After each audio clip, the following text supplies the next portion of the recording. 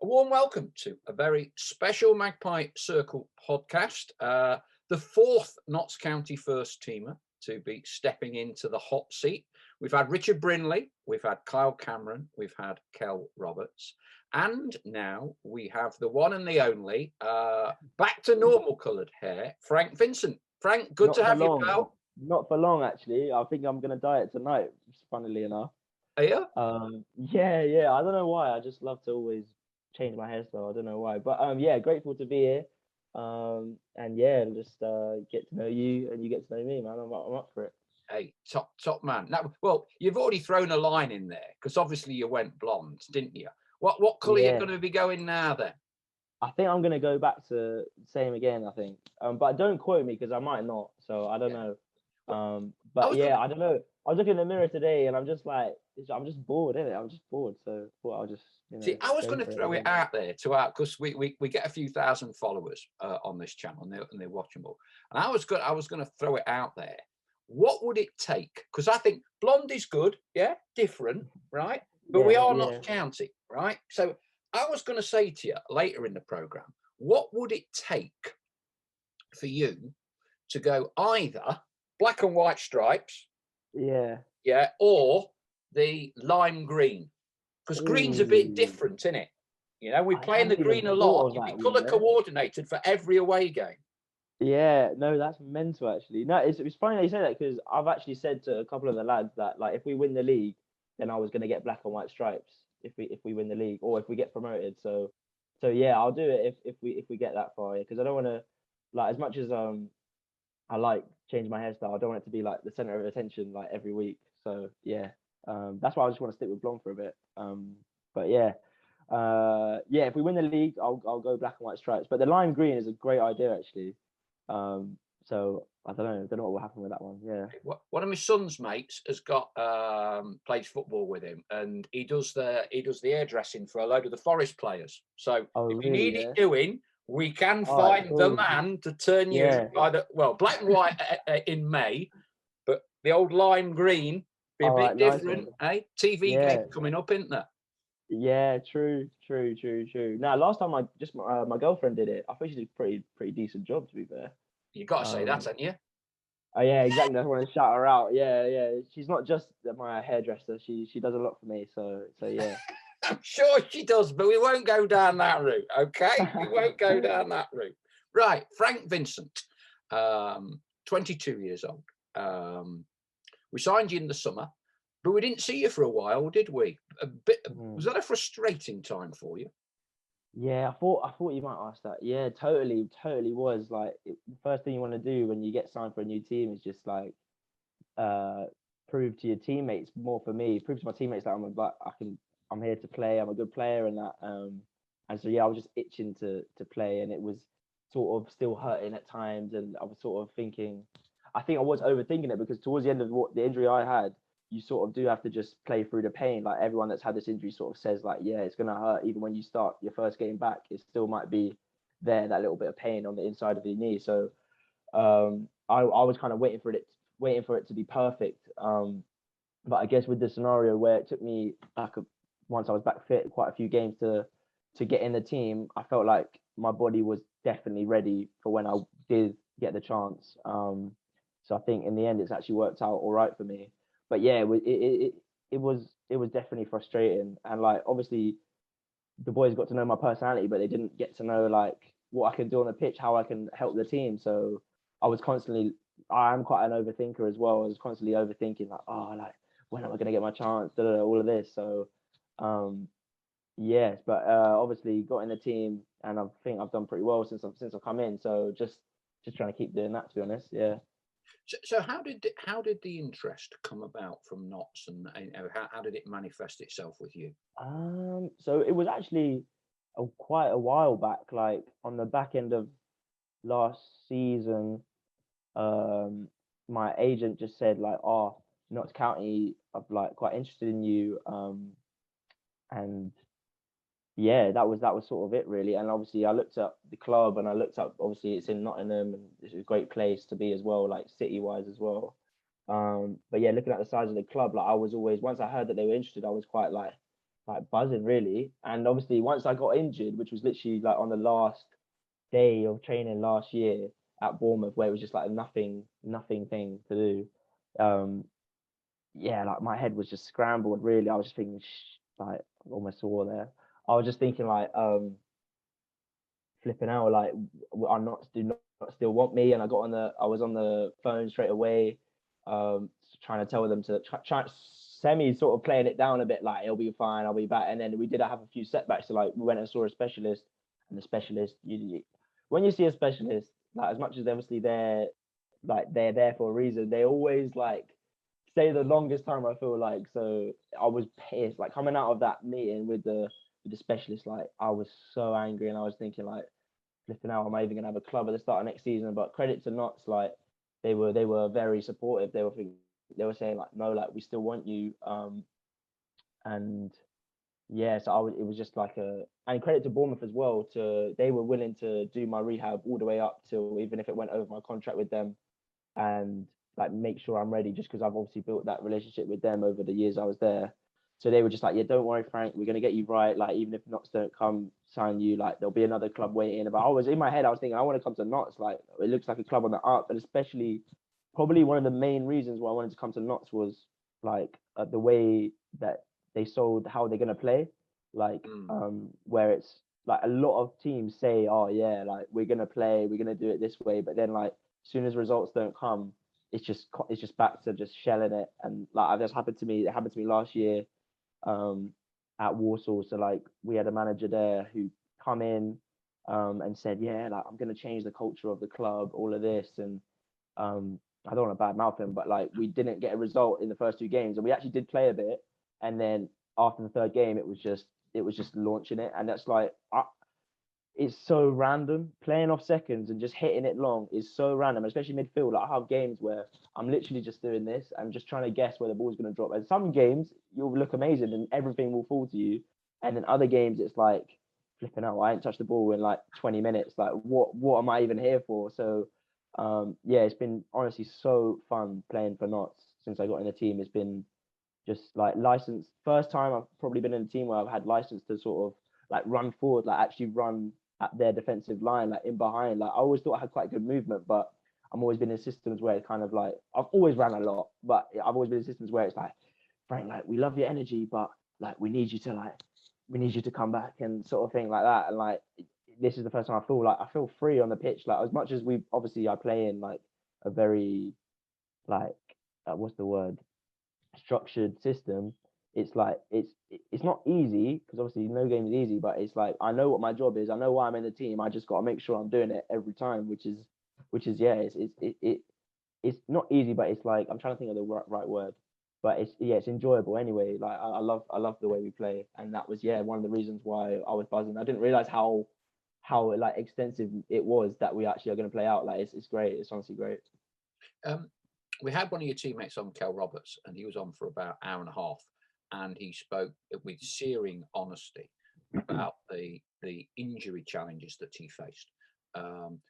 It kind of seems from what you're saying to us there that it would not be an exaggeration to say you did fear that your move to Notts might have been off literally with an injury that you picked up on one of your very last training sessions at Bournemouth. Yeah, no, that was it. So like as soon as it happened, I was thinking like, the next day I woke up and I was like, like I'll go for a run, see how it's been. I knew something was not right, and I thought, running was fine.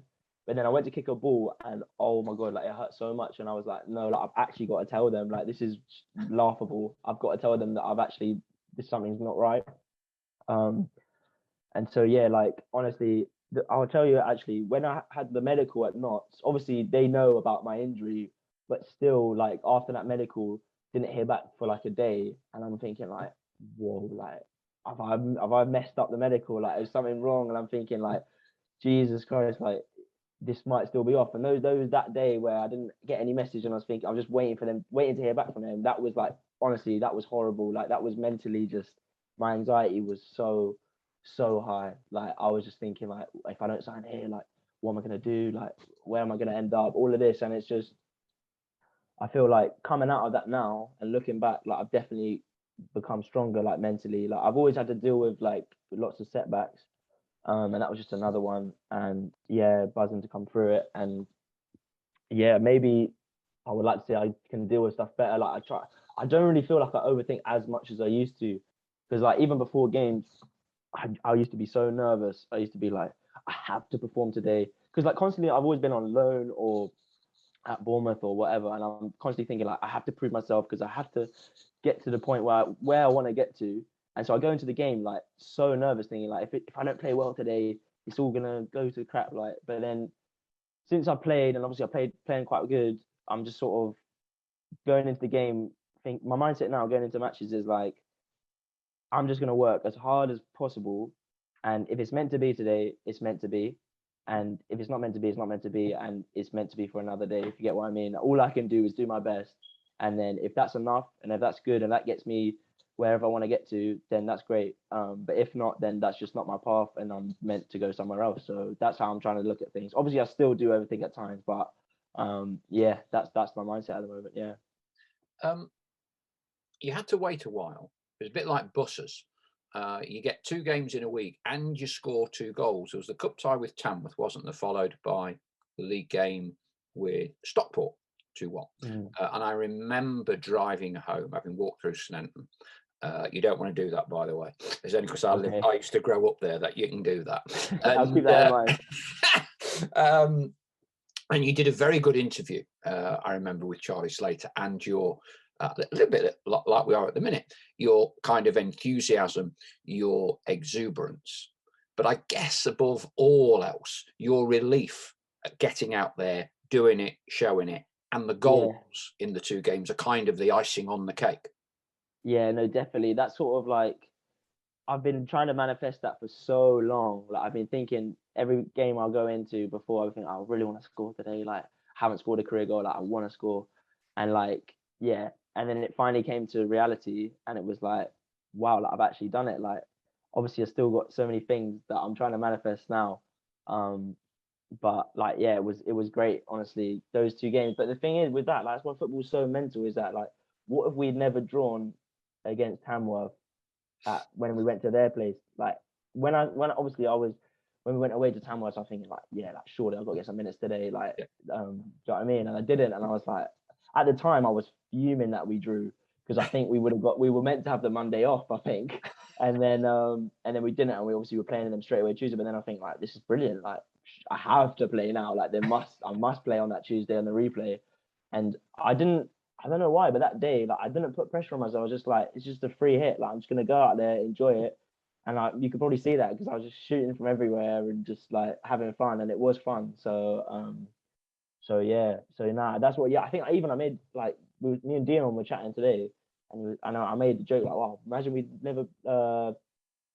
never drawn to Tamworth. Like who knows what might be happening right now? Like it's mental. So yeah, so like I've always once I got in the team, I was just thinking like I keep saying like no one's taking my shirt back. Now I'm in the team. It's like I'm trying to prove that I should be in the team no matter what. So yeah, that's why I'm just trying to work hard and do my best every time I put it on. So yeah. And of course, you then got the goal against Stockport, an important goal, 3 points, and you volunteered straight away in the radio interview, didn't you? The old hair was, the Barnet was going to get a bit of a dye, yeah. Yeah. So I can't remember who it was with, but it was like a bet. But to be honest, like I'll be honest, like I've always wanted to do that. To dye my hair, and so it was just it was perfect reason to do it. So yeah. And so your girlfriend did that for you, yeah? Yeah, literally, just in the other room we did it. Yeah, it was quite fun. At one point it looked really orange, and I was like, no, like what have I done? Like this is terrible. But then yeah, ended out, I don't know, mixed opinions, but mostly positive to be fair. So yeah. Yeah. What did the lads say when you walked in? Obviously some people were buzzing off it. But yeah, who knows what they're all thinking. I mean, obviously I got a couple of comments like flipping two good games and you dyed your hair, yeah. But I think that's just like just like I don't know.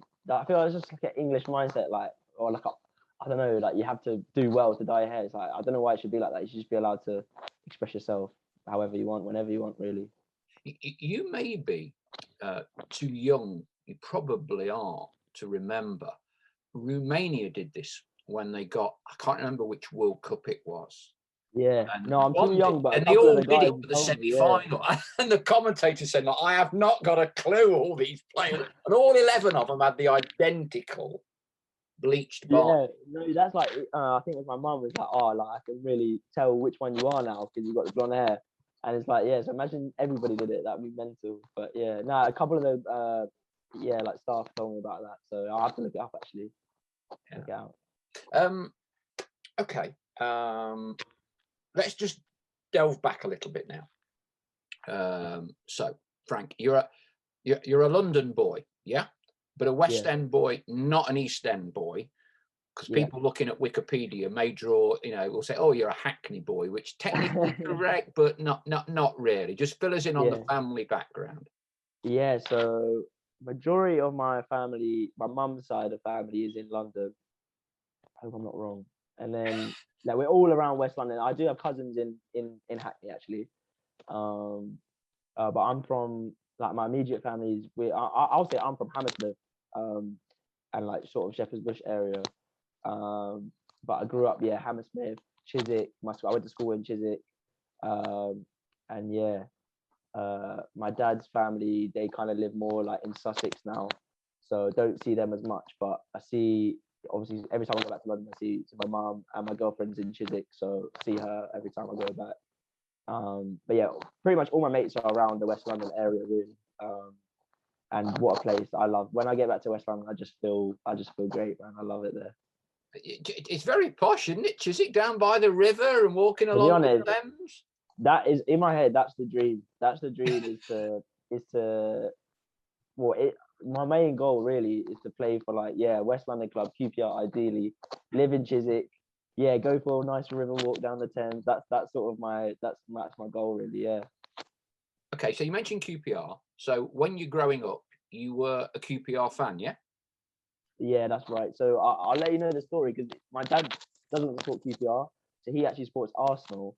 And he was really pushing it on me to because he knew I obviously was getting into football, and he was pushing me to be an Arsenal fan, but I just refused. So basically, in my flat where I live, there's a balcony, and one time I don't know what QPR won, but they did a victory bus parade, and I was probably 5 or 6 at the time, and so this bus is going past, and all these people are following the bus. And my mum's got me holding up to me to show me, and I'm thinking I was just buzzing what is that? Who are they? Who are these people? And I remember waving at them, and then my mum obviously I can't remember, but my mum was saying oh yeah, they waved back, and I was thinking oh I wanna support them them, I wanna be like them. And then my dad literally the next week bought me an Arsenal shirt to say nah, you're gonna be an Arsenal fan. And then I would think my parents used to do car boot sale.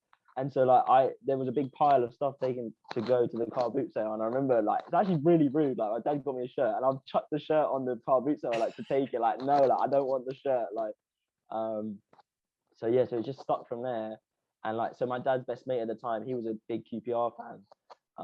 So we went to a few games. I've seen it. I think we even had a season ticket at some point. I've seen some terrible standard of QPR games, but I've seen some good games. When Tarat was playing when he first came to the champ. Oh my god, he was one of the main reasons I love football. He's just what a player he is. But obviously before that era, there was Lee Cook and that, and Akos Bazaki as well was a legend. So that's probably the reason why I support QPR. And then obviously they're in the local area, so QPR used to come to the schools in my borough and check out who the best players are and stuff like that. So I used to always be doing some sort of training with QPR development or whatever. And then when I was 12, firstly I went there actually when I was 9, and they were nah, we don't know. I think he's 9, and it was we think he needs experience. So it was all right. So then I signed for the Sunday League club called Actual Soccer, which was not even in my area. So it was one of the other boys at QPR told us to go there, which was all the way in Maida Vale, which is northwest. And so we'd trekking there every day to go to this training, and it was just mad street football, it was just that sort of gave me the grit, I think, which I still have now, I like to say.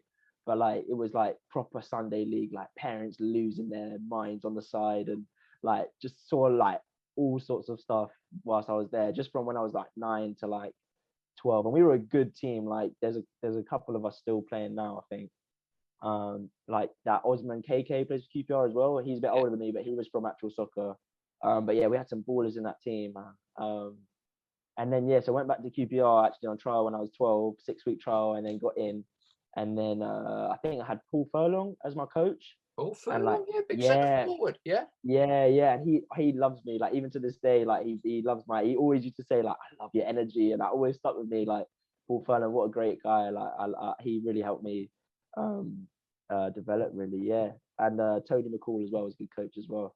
But yeah, so from that moment went up to 16, and then I don't know what it was, but I think like, to be honest, I don't even blame them for not giving me a scholar, because I just wasn't ever like, as much as I knew I was good, like I still wasn't I still was never as confident as these other kids. Like I always used to think like, these kids are better than me, like I'm not as good as these, like these are better than me. And it was like, they probably weren't. I probably was as good, if not better. So it was weird. Like I don't really know why, but I was never like one of them kids that just like took the piss because like they knew they were the best guy there. I wasn't really like that. So I think it was that after that, obviously getting released, that was really like, that was probably my first like major setback, thinking like, like maybe football's not even for me. Obviously in my head I was still thinking like, nah, like I'm still want to be a footballer.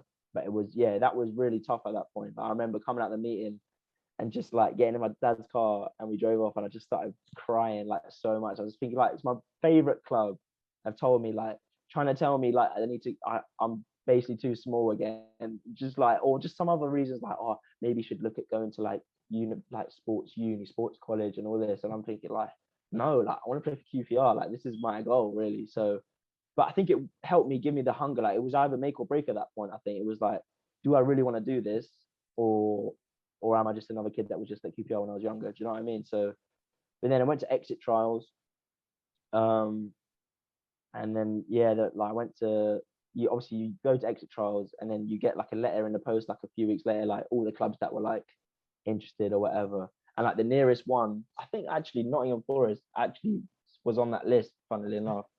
But I remember thinking like, I was not prepared to leave London at that point. I wasn't thinking about that. So Barnet was on the list. So I went down to Barnet and like just tore it up basically. And they were like, yeah, like we want you to sign.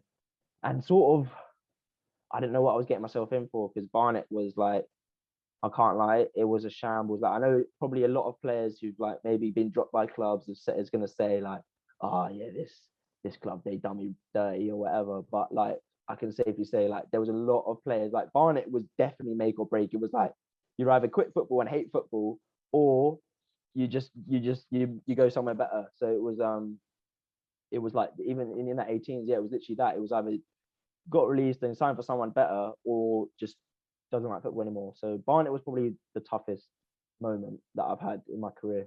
I can't lie. Yeah. Because on the face of it, Barnet have the new build stadium.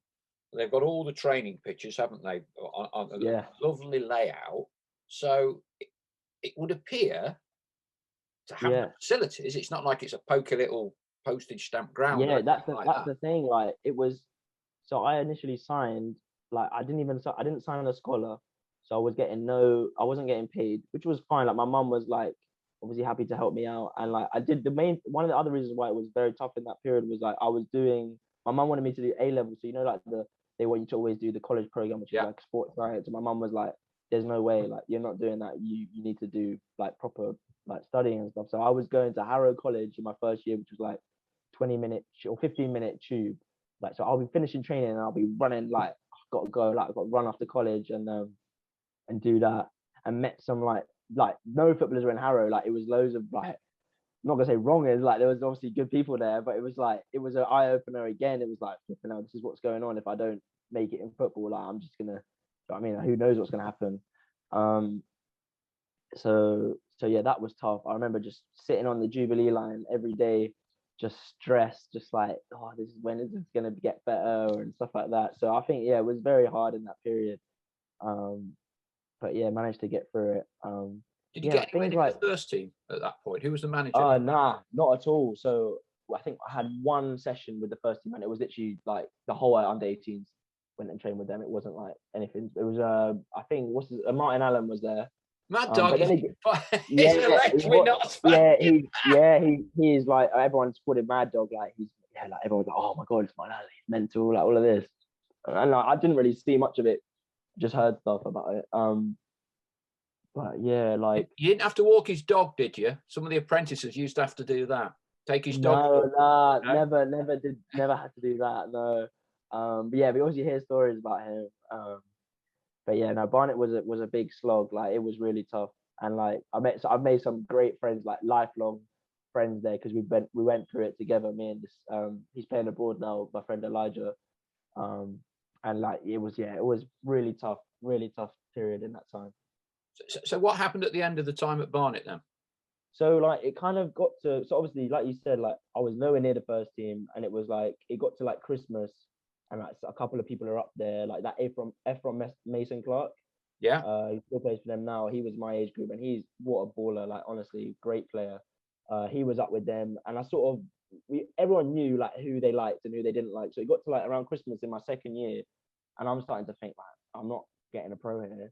So I've got to start, like, if I actually want to do this, I've got to start looking elsewhere. So in my mind, it was like, obviously, because I'm doing the A-levels alongside, so I'm applying to uni and stuff like that. Like, I got into Brunel University to do like history and politics, yeah. And I just, yeah, like I didn't have any, obviously I was good at history, like I'm good at writing essays, to be fair.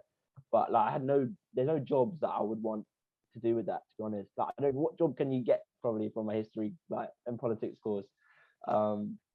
But yeah, so in my mind, it was like, I'll give it a year. I won't go to uni as soon as I finish this. I'll give it a year, like a gap year, and try my best to get something in football.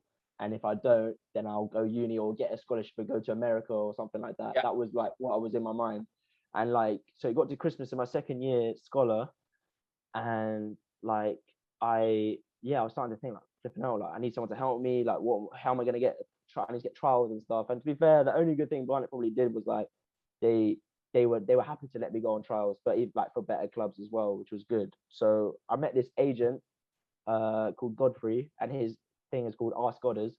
And he basically puts these sessions on in West London at a goals, and you just come down, you pay I think like a £5 or a £10, and he's got like, he's a good agent, like he's got lots of links, like he used to play for Chelsea and that when he was younger, and like he basically saw something in me. Like I came to these sessions, I can't lie, like I was just ripping it up, and he was just like, yeah, like I think you could play in the Championship, like, and I was thinking in my head like, there's no way, like I can't play Championship, like in my mind, like oh, nah, like don't be silly, sort of thing. And he was like, no, like Frank, like you're good enough, like I see something in you, like you're good enough. I was thinking, all right, cool, like let's see it then, let's take me to the Championship then, like let's see it. So first trial I got was well, it wasn't really a trial, it was like, so he had a kind of like an academy who you could go play against teams. He had a great relationship with Chris Hargreaves, who's at Bristol Rovers. Yeah. And we went down and played like against their 18s or something, and I ripped it up, to be fair. Like I played really well. And then so I got it. So I didn't train with them, but I went for another trial game for the Bristol Rovers 23s against Southend 23s, and like I got there. And I was feeling, but I was nervous, and I was thinking like, this is my first trial since leaving Barnet. I'm thinking like, yeah, like I really need to do well today. Piling the pressure on me. I think if I don't get signed today, I'm not gonna make it, sort of thing. And like the first thing I did, so obviously just sent him in, get the ball from kickoff. I've got the ball from kickoff. I went to pass it out to the left back, and I've just like, it's just pinged off my foot and gone out for a throw.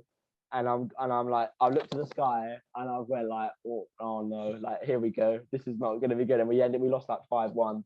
I gave the ball away loads, and it was a crap day. And I like, Goddard was watching, and he was like, I was thinking like, what on earth is he even thinking, like? So, and then that Chris Hargreaves was like, oh yeah, like good player, like, but we're not sure, like maybe in the future, all of this. I've messed it up, like I'm not gonna be a footballer, all of this. And then so a few weeks went by, I kept going to the Godfrey sessions, and I'm just waiting, basically. Bear in mind, Barnet we're not even training at Barnet. Me, Elijah, and these two other lads, like who knew we weren't getting contracts, we will go in, get the balls out ourselves, and just do sessions like by ourselves. Like I'll make drills up, and we'll just train. Like they'll be like, yeah, like we'll come out and help you in a bit, and then they just wouldn't come out. Like it was just a mad like scenario basically. So yeah, so 2 weeks, 2 weeks went by, and then Godfrey's like to me, this is like near the end of the season now as well. Godfrey's like to me, Bournemouth are putting on this trialist game. I'm gonna put you in. You're gonna go play. So we go down to Bournemouth. That's another story actually. On the journey there, there's a story like, so I got to the meet point, where I'm meeting Godfrey, and he's gonna drive me down. And I'm with two of the other lads who are gonna trial as well. And like, one of the boys like, oh Frank, like, what boots you wearing today? And I'm going, oh cool. Oh, I don't know. Let me check in my bag.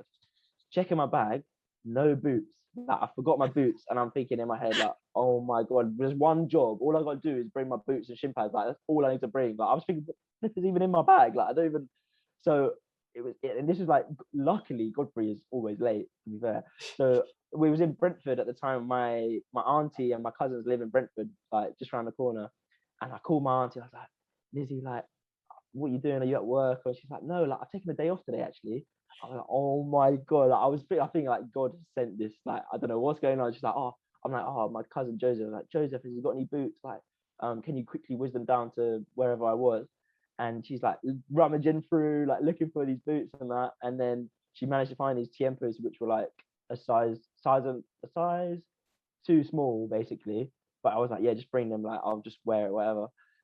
So yeah, met them. Literally, she's dropped me the boots. Godfrey's turned up like 2 minutes later. We got in the car. We're off there. We go down to the game, and they're like, we're gonna play 3:30s or something.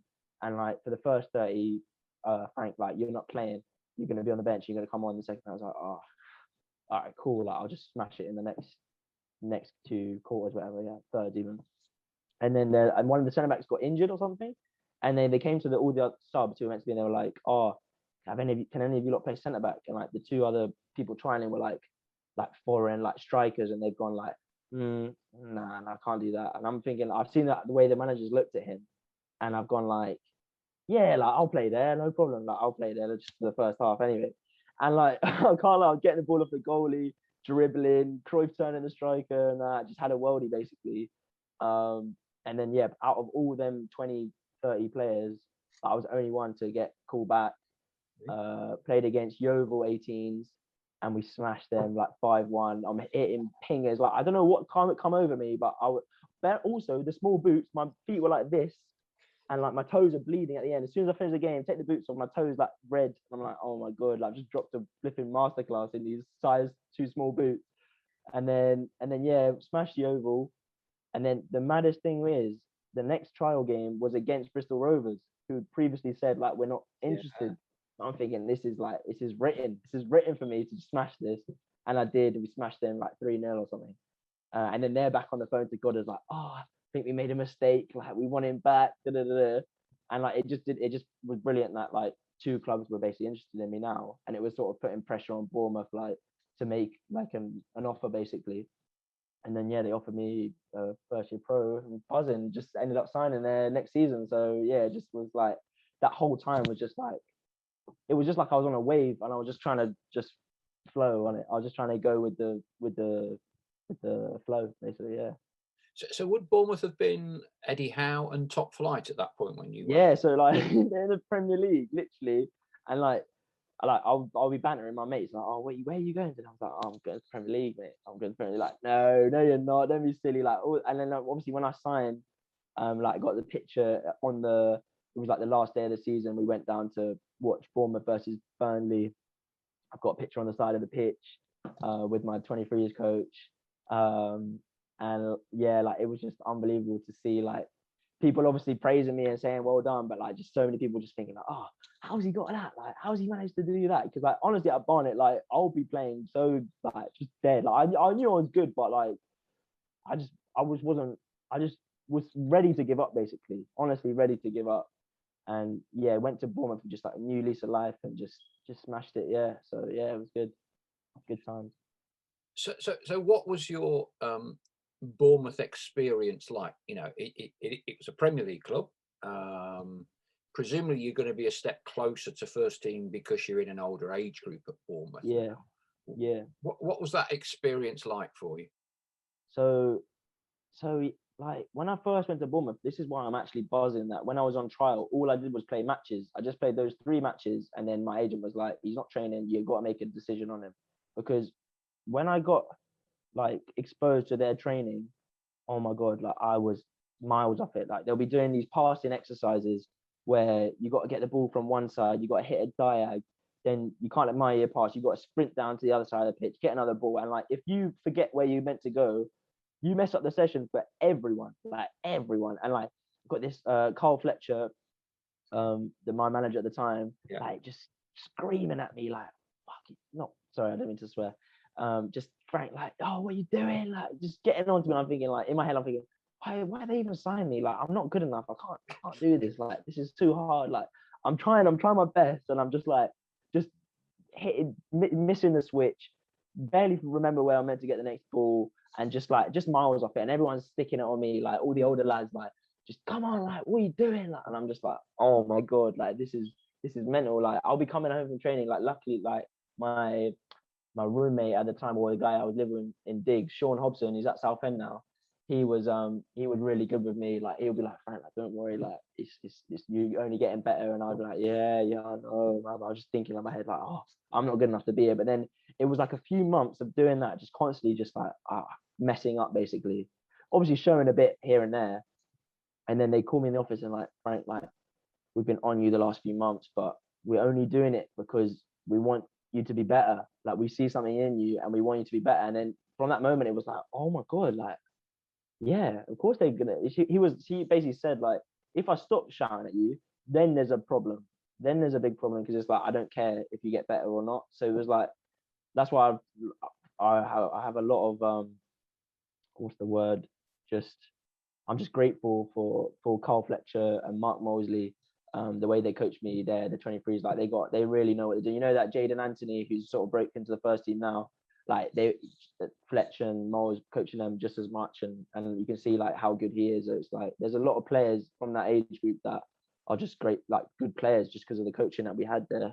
So yeah, like the Bournemouth experience was good, and obviously it was mental, like to just walk through the car park, first team car park, and just seeing like Bentleys and like massive Range Rovers, and you think, like, flipping out, like that could be me. Like, oh, it was mental. I trained with the first team a few times.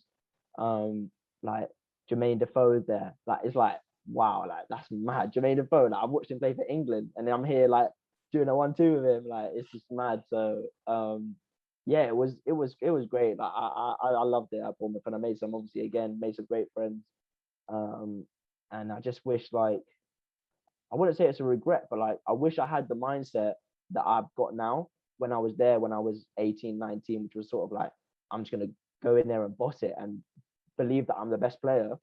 Whereas there it was like, when I would go up to first team, I would think like, oh, I don't want to make a mistake today. Like, I don't want to stand out. Like, I'm just gonna play safe, sort of thing. Whereas if I'd gone in there like some of these kids do, and like boss it basically, be really confident, then they're the ones that sort of get that chance. So I mean, so yeah, obviously everything happens for a reason. Like, I'm here now talking to you, so it all happens for a reason. So, but yeah, that's that. Yeah, Bournemouth was great. I liked Bournemouth. Yeah. To get first team experience, because I'm guessing with Barnet and the age group at Bournemouth, you'd be playing a lot of age group football. Yeah. So normally what tends to happen is players of that age group would be put out on loan. You went out on loan to Torquay, you went out on loan to Walsall, you went out on loan to Scunthorpe. Yeah. How did you find the physicality and inverted commas playing people that perhaps wouldn't have had the football upbringing that you'd had? Yeah. So like, I say that one of the physically, like, yeah, that was a big shock. Like, I went to Torquay in the Conference South, and just not even physical. I didn't notice the physicality being, obviously it is mental. Like, you get barged a lot more, and people leave one on you and whatever. But the main difference for me was just like the way people talk to each other, like the way my teammates talk to me, like screaming at me, and I'm like, flipping heck, like, he's a dickhead. Then I don't like him because he's sticking it on me. But it's the same thing again. It's like, he just wants me to be better. He just wants my levels to be better. So that was probably the main thing for me at that time was just getting into being in a men's change room and being able to deal with banter. Like when I first went to Torquay, like I was so bad at like dealing with jokes. Like the jokes on me, like my head's gone. Like I'm not laughing. I'm like fuming. Whereas now, like when the joke's on you, even if you don't find it funny at all, you just gotta laugh it off. You just gotta haha, yeah, great, good one, whatever. I'm still pretty crap. I still lose my head at times, but yeah, that was probably the main difference. And then another like footballing wise, I get the ball, I think in my first game or something, and I just get the ball. And obviously at Bournemouth, they love you to switch the ball. And a midfielder, that's my job. Like I just got to get it, switch it. So I got the ball, I play it out to the left back, and he's like, we have like a video meeting like after the game. He's like, stop the game, like don't do that, like don't. There's no point doing that. Like if there's a like because there was a forward pass I probably could have played, but it was a bit risky. But I've turned it down and played wide. And he's like Gary Johnson, who's like I learned so much under him. Like as much as he's like very like intense and just like mad guy, I learned so much. And he was like basically saying like even if the forward pass is risky, I'd rather you play that and lose it and get on the next ball than play safe and play out wide. So that definitely helped me because at Bournemouth it was all about possession. It was all about keeping the ball. And if you give the ball away, it's like, what are you doing? Like you should never lose it. So like Torquay, I sort of had the license really to just if I see a pass and it's semi maybe not on, I just go for it anyway. And then the way the players are so physical as well, they might make something out of it anyway. So yeah, definitely made me look more forward, which was good. Like it was a very clear message what you had to do on the pitch at Torquay. It was like if you've got the ball, put it forward as quick as you can, basically. And like all I had to do, like in the first season, or was just get the ball to the players that I know are going to do it. So it was at the time it was Jamie Reid up top. It was just like get the ball to Jamie Reid or get the ball to Calvin Kalala at the time as a winger. And it was like, yeah, just get the ball forward basically. And it was just not. It definitely wasn't easy because it was hard, but it was clear. You know what you had to do on the pitch. And obviously I'm a runner, so I was just running up and down. And it was freedom. It was good. I liked it. So would you have come across a young Kyle Cameron at that point? Yeah, I would have. Yeah, I was with him at the time, and like even him, he used to shell it. He used to just bang it up there, and I'll be in midfield showing for the ball, and then he'd be shelling it. Or he always said he'd fancy himself as a ball playing centre half, and to be fair, he's proven it now. But yeah, no, it was good playing with Cam. Yeah, it's always been good playing with him. And even back then, even young, he's a great leader. Like always chatting. And like just not afraid to really piss people off. Like it was good. He's a good leader. So no, it was good to play with Cam. Yeah. So that was National League. You then get your first taste of Football League, which would have been Scunthorpe before Walsall, correct? Yeah, that's right. Yeah. And what did you make of that standard, or how did you adjust to that? To be honest, I didn't feel any difference. Yeah. I didn't feel much difference in League Two in terms of quality. But I think maybe there are some players with like a bit more quality.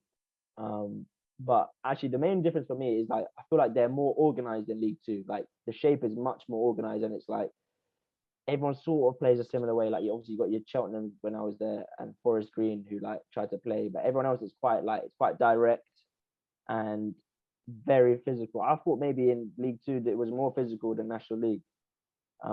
But even so, it's just probably very similar. But yeah, it was a lot more long ball in my opinion. I think maybe that might have just been because of the team I was playing for. But yeah, it was tough. It was tough last year because I was I hate when managers telling me something and I think I know better. Like I like it when I look up to my manager or gaffer and like I believe in what he's saying. I'm like I agree with everything he's saying because it's just like it's clear. Like I know what message is. Like the same with Gary Johnson. Like I knew what he wanted from me, so I'll do it. But when I don't quite know the message and I'm not quite sure what I'm meant to be doing, I just do my own thing.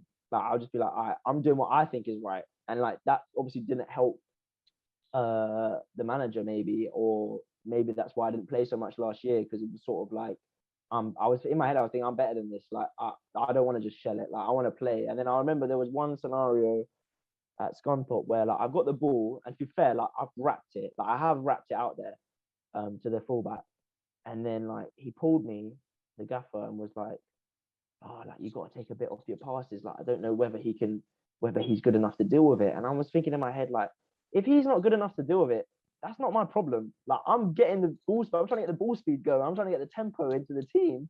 Right, my voice cracked. And he's telling me I've got to take a bit off it. It was just like, I don't know. Yeah. And obviously, also, one of the main differences as well, there was no fans. So it was kind of like psyching yourself up for a game was just, it was hard. Like, it was hard to really, like, I made my league debut, which is like, that should be meant, like, that should be the greatest moment. Like, and I was just like underwhelmed. I was just like, all right, cool. Like, just felt like another 23s game, to be honest. Yeah. I mean, that leads us on back into Notts. So in one of the games that you're playing, there's 12,000 fans, nearly 13,000 fans in the ground. What was that like for you? It was great. It was honestly great. Like, I feel like when I'm in the game, I don't really notice the fans so much, apart from when they're like chanting, like when maybe we've got a corner and they're like they're excited. But like the main times I realize them is obviously when we score, but like before the game, when we go out and line up and you hear everyone's excited and you're like, okay, yeah, like it's gonna be a good game. Like Stockport wasn't obviously 12,000, but that was still like I could feel it, and I was just thinking it. I think I said it in my other interview was like, it helps you to just remember to just enjoy it. Just like they're here to watch me, like they're here to watch us, and it's like just go out there, enjoy the game, and that's it. Like if you start thinking like, what is everyone thinking about me? Like I need to do this and that. It's not healthy. So yeah, like it's great, and obviously, yeah, when we broke the record, that was brilliant. And then obviously scoring, like when we score as a team, like it's just the best feeling. Like you just get a little bit of rest. You get to look at all the fans who are going crazy. Like it's just, yeah, it's the best feeling. Like honestly, there's nothing better than when we score and you can hear when you score individually as well. It's a great feeling. I think you can see from when I headed it on the other week that like I just lose all my composure. Like I just get so excited. But yeah, no, the fans are brilliant here, and I've just so much. You get so much love. Like it's great. It's great, really great. Obviously, clearly, it's a plus point that Notts County are a big team in this league, but with that comes a weight of expectation, and effectively, as fans, and I know you as players want and win and hope to win every game, but there is a realistic expectation in every match that Notts County play in this league that we should win it. We should win it. What's that like as a group of players dealing with that? How do you look at it from a similar perspective, from not a similar perspective? Yeah, no, definitely. Like when it hasn't gone so well, like at half time or full time, like we're fuming. Like you say exact same. The fans expect us to win every game. We expect to win every game as well. Like we shouldn't be fifth, in my opinion. Like the way we play so well, and then we can't just like I don't want to disrespect the other teams, but just like certain teams, we should be beating them. We should be smashing them. Like I want to start smashing teams like 4-0, 5-0. Like every time we win, it feels like it's still tight. Whereas I think we can easily start killing off teams where like teams are shook to play against us, because like I feel like every time a team plays against us, it's like they just see it as sort of a free hit. Like they're like, oh, like we get a result today, it's great, like because it's not. So it's like they're playing with so much freedom, whereas we need to play with the freedom that like just as much, because like you said, we should be winning every game. Like it's I think on paper, like we play the best type of football, but it's like this league doesn't always need that. You need a bit of luck. You need a bit of just pure intensity and work rate and stuff. And hopefully we can build together a little run and start getting. Obviously, everyone believes, but like really instill that belief that like we're gonna win this league now. Do you know what I mean? So I think that's what we got to do. We just got to score more goals, which is obviously very obvious. But we definitely believe that we should win every game just as much as the fans do. Yeah, and you've kind of half answered the question I was going to put to you, that if you look where we are at the minute, we're in 5th place. Chesterfield, stroke Grimsby have by and large filled the top 2 spots for quite a while. Boreham Wood as well, that you've played recently. And among fans, some fans are saying, playoffs this year. Others are saying we really need to win it or get promoted. Whilst we would consider it not a good season, What's your take of where we are right now? I just feel like we're up there. We're up there for a reason because we play some good stuff, but it's just taking it to the next level. Like I said, just killing off teams. Like rather than it be a 2-1 against Dagenham, we should be miles away from them. We should be 4-1 up. Do you know what I mean? So it's just being more clinical. I think is our main problem, maybe if it's a problem. But just like one of the things actually Gary Johnson taught me this as well was like you always got to be 2 goals ahead of the other team because there's always some type of stupid like a set piece or a deflection for that type of stuff. And how many times that happened to us where it's like we've literally kept the ball the whole game. We've played so much better, but we've ended up coming off the pitch with nothing or a point. And it's like that's rubbish. Like that shouldn't happen. We should like look at Liverpool, like look at City, look at Chelsea, like the top teams. They find a way against everyone. They find a way. So it's just we just got to start doing the same. Because yeah, like you said, if we don't go up, that is a failure. In my head, that's a failure as well. Like I don't want to play National League for another year. Like I don't want to. I want to go up the tier. And I think honestly, if we go up, I feel like I'm not even going to get that far. Let's just focus on going up. Do you know what I mean? Because we're easily good enough to play in the league above. It's just we just got to get out of this league. And honestly, I say it all the time as a joke, but semi not as a joke. This is the toughest league in the world to get out of. Like it's the toughest league in the world. Like every game's different. Some games it's like a battle, and you literally come off the pitch feeling like you've been at battle. Other games is actual soccer and football, and it feels nice. But yeah, nice. You never know what you're going to come up against. It's tough. It's tough. What does Ian Birchinall say to you? What, me personally or to all of us? Both. Well, personally, he is always very like tactically based. Like if something's not going right, it must be because something's not happening. So the system is not working for some reason because someone might not be doing the right movement or someone might not be doing the right thing at the right time. So it's always a lot of at this moment, it's a lot of it. He's been driving us to be more intense, like Eastleigh, for example, where we've lost. Well, we shouldn't be losing against Eastleigh. Is like the reason we lost was like honestly because we obviously have the GPS as well. You can see how much physical output we do, and that was our lowest. That was actually our lowest that we've played all season. Like in terms of like, I can't remember what it was, maybe total distance or high intensity movements and stuff like that. So like with our game, with all the movements that we do, that it has to be intense. It has to be fast. You can't just like go through the motions because as much as we keep the ball, teams will be happy for us to keep the ball if we're doing it slowly and not moving them. So it's like, yeah, he talks a lot about ball speed and like one pass can start an attack. One pass where it might be slow, and then one pass from like the back, middle three, centre back, he wraps it out to the wing back or something. That can start the attack. You know what I mean? So what he says to me personally is just like mainly about my energy that I bring and obviously my forward runs, because even if I make a forward run and I don't get the ball, Ruben will correct or Woods will correct. They'll come into my position or the wing back can even go inside. So it's like I've got to keep moving. Do you know what I mean? I'm in the team. Like we make a joke, I make a joke about it, like, oh, I'm in the team for my energy. Like I want people to remember, like I'm still a technical footballer. Like I can still do a bit on the ball, but obviously I know what my attributes are, and I've just got to stick to doing that. And it's always better when I'm running, really, when I'm sprinting. So yeah. What is the camaraderie like among the players? It comes across very well to the outsider, but what's it like on the inside in terms of a group of players? Yeah, like this one thing that I've loved like my time here, because this is the first team, like obviously because I'm not on loan as well, I'm actually here.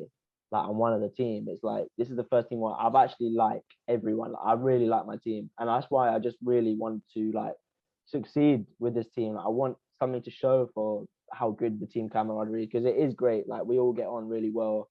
The banter's great. Like it's really fun to be here, to come in. Like I'm never woken up here in Nottingham and been like, oh, I can't really be bothered to come in today. Like I wake up, obviously I'm tired and that, but I'm always like very happy to go in, because like the environment's great. Like they've made a great environment, like the staff and that, and like, it's just great fun, really. Yeah. Tell us a bit about Ruben. Clearly he attracts a lot of attention. Lively character like yourself. Yeah, no, Ruben, like he always said to me, like when he first saw me sign, he said he was always gonna like me. And I obviously, yeah, like once I met Ruben, like I don't know why, like, but every place I go, I always seem to get on very well with like players from other backgrounds, and like I had a great friend at Torquay who was a French guy from Paris, and obviously Ruben's from abroad, and like yeah, I always as soon as I met him, like we've just always been on jokes, and he's like I like how he's like very funny and relaxed off the pitch, but when he's on it, like he's a great player, man. Like some of the stuff he does, like I look at him and I think like no one else in our team could do that. Like he'll get a ball in an area and it's like, nah, like he can't get out of that. Like he's gonna lose the ball, and then he'll just like wriggle away, use his body, and then he's on the attack. Like honestly, yeah, he's a great player, and I think he's gonna go on to do great things. So yeah, no, he's a great guy and a good friend. So yeah. The captain. The captain. So he did a podcast for us. Very good. He put the old glasses on. I don't know whether he wears them much, but obviously it's almost a bit different when you see a professional footballer and then they're doing it. Yeah. He got the big glasses on. I don't know whether he needs them or not. But... I've actually got mine here as well. These are for screens, but I think I'm not going to wear them today. I look a bit weird in them. Yeah. But I've got to ask you. I get the tash. Yeah, November and all. Yeah. That. I get that. Yeah. Seems like this has been a bit of a dialogue on hair tonight. Yeah. The mullet. What is going on there? By the way, it looks like an extra out of Starsky and Hutch. You'll only remember the new film, right? I remember the original. Yeah. No, honestly, like I've always been very supportive of it because I want him to feel like I'm not gonna knock him because if I want to get a mullet, then he's gonna get onto me. So I just let people do what they want. Like if he wants to have a mullet, that's great for him. Like great for him. If he's confident enough to rock that, then yeah, that's great. Yeah, with the November, like it does look a bit weird, but he's just he's a character now. I rate it. I rate that he can do that. Other people would never because they're scared. They're scared of what people is gonna think. Cam clearly doesn't care. So I rate that. I've got to rate that. The manager clearly puts quite a lot of emphasis on developing your character as well as the way you play. You've had the various motivational things to do. I know you've been go-karting, taken out of different environments. As we speak, you'll be going to Loughborough University, and I think you're going to speak to one or two people. They're people out of special forces, those sorts of things. So it's kind of broadening your horizons as a group, yeah? Yeah, no, I think it's a great exercise that what we're gonna do tomorrow. So we've got quite a few things lined up. So I think I'm not entirely sure who it is. I don't want to disrespect him and say he's just a soldier because I don't know. But we're getting a motivational speech from a professional. So that will be great. Obviously, all these types of things, just being together as a team, like doing stuff that isn't just training. Like it's good to see people out of their comfort zone. And obviously we're meeting like Angie Joshua's coaching team and stuff like that. So we'll do some boxing tomorrow as well, which will be quite good fun. You must be a George Groves fan, aren't you? Into your Hammersmith boy. To be fair, I don't want to disappoint you. I don't know who that is. He's a famous boxer from Hammersmith, but go on. Sorry, I should know. But yeah, like it'll be great tomorrow to be with everyone and just like being a bit serious, but also having a laugh. So yeah, no, it'll be good fun. Fifth in the table. We're coming up to Christmas now, aren't we? And I remember during my times at Leicester City when I was a communications director there, and obviously you have Nick Richardson that keeps you all in check from a media perspective. I'm sure he's even listening in now as we're talking. And I can tell you from my times at Leicester, Christmas parties, you might think they're great. They are a walking disaster a lot of the time. So don't give anything away. But is there going to be a Christmas party for the lads this year? Yeah, there is going to be one. But don't worry, I'll make sure everyone's behaving and we don't do anything that gets in the papers. Yeah, yeah, you're not wrong. What more needs to happen then between now and the end of the season? I think I said it before, just like it sounds like cliche, just got to honestly take it to the next level. Like we've been decent, but our team's got so much more. I think I heard the gaffer say in an interview like his satisfaction with the season so far is a 6. And I would say the same for me, because like not me, I mean as in for the team, is like we're showing bits, but we're not doing it consistently enough. Like, we need to do it every game. And I think, yeah, again, building the team camaraderie is important, but like driving the sessions, like I've always been one to like to vote, like to be quite vocal in training, like make sure everyone's on it. Obviously, I like to make sure I'm doing my thing before I start getting onto anyone else. But yeah, as long as I keep my standards high, everyone else keeps their standards high, and we keep pushing and working as hard as we can. I don't see why this season can't be a success, really. And I can't wait to speak to you once we have been a success. So it'll be great. Yeah. Hopefully that's what happens. Black and white stripes in your hair. I'll do a podcast with you with black and white stripes. No problem. No problem. Hey, on that note, I can't think of a better way to end it. Frank, thanks ever so much indeed for your time. You've been top draw, every bit as good as Richard, Kyle, and Kel. So we'll let you get ready for an early night because you're off to Loughborough to do your various activities. And we wish you all the very best in a busy December. And as I'm sure Nick Richardson will be listening to this, it sounds like you've now been mandated to keep all the players in check at the Christmas party as well. I'll do my best. I'll do my best. Thank you very much indeed. Take care. Nice one, Paul. Thanks very much. Cheers, mate.